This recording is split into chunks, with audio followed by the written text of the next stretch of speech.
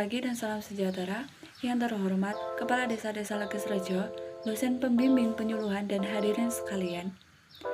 Pertama-tama marilah kita panjatkan puja dan puji syukur atas kehadiran Tuhan Yang Maha Esa, karena telah memberi rahmat-Nya yang berlimpah sehingga kita bisa berkumpul di pagi hari ini. Sebelumnya perkenalkan, nama saya Patricia Ginita, NPM 2121020. Saya dari Fakultas Keguruan dan Ilmu Pendidikan, Program Studi Bahasa dan Sastra Indonesia. Saya di sini akan menyampaikan materi penyuluhan tentang penggunaan bahasa Indonesia di kalangan milenial. Bahasa merupakan media komunikasi utama dalam kehidupan manusia untuk menyampaikan dan memahami gagasan, pikiran, dan pendapat satu sama lain. Bahasa juga merupakan salah satu identitas sebuah bangsa. Bukan hanya itu, bahasa juga menjadi alat persatuan yang berjasa dalam sejarah Indonesia. Namun, bagaimana keadaan bahasa Indonesia di kalangan era milenial sekarang? Salah satu kelemahan orang Indonesia untuk bersaing dengan orang luar negeri adalah bahasa.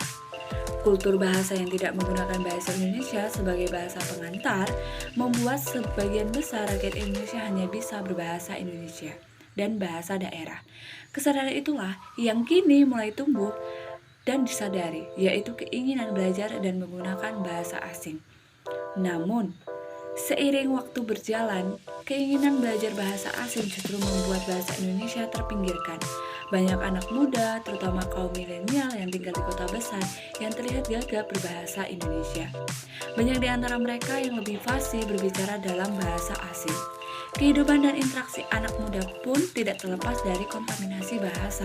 Penggunaan bahasa istilah dan gaul yang entah dari mana asalnya semakin menghilangkan wujud asli bahasa Indonesia. Bahasa Indonesia banyak tercampur dengan bahasa asing. Kids zaman now menggantikan istilah remaja masa kini. Woles yang menggantikan kata santai, konon diambil dari kata slow yang diucapkan terbalik. Kemudian menggantikan kata saya menjadi gue, kata kamu digantikan menjadi elo, dan kata ibu bapak menjadi nyokap bokap. Dan masih banyak lagi kata-kata yang digantikan. Generasi muda zaman sekarang cenderung cuek dengan hal-hal tentang negaranya. Indonesia sendiri dari jumlah 225 juta penduduk yang telah tercatat, terdapat 81 juta merupakan generasi milenial. Ini berarti Indonesia memiliki banyak kesempatan untuk mengembangkan eksistensi bahasa Indonesia dalam dunia internasional. Ini juga akan menjadi peluang yang bagus untuk melebarkan sayap eksistensi bahasa Indonesia menjadi bahasa internasional melalui penguasaan teknologi yang sebagian besar dikuasai generasi milenial ini. Dapat menjadi basis untuk mengenalkan bahasa Indonesia di dunia internasional. Hal ini menjadi tugas kita sebagai generasi milenial untuk tetap bisa menjaga dan melestarikan bahasa yang merupakan identitas bangsa Indonesia. Demikianlah penyampaian materi penyuluhan dari saya hari ini.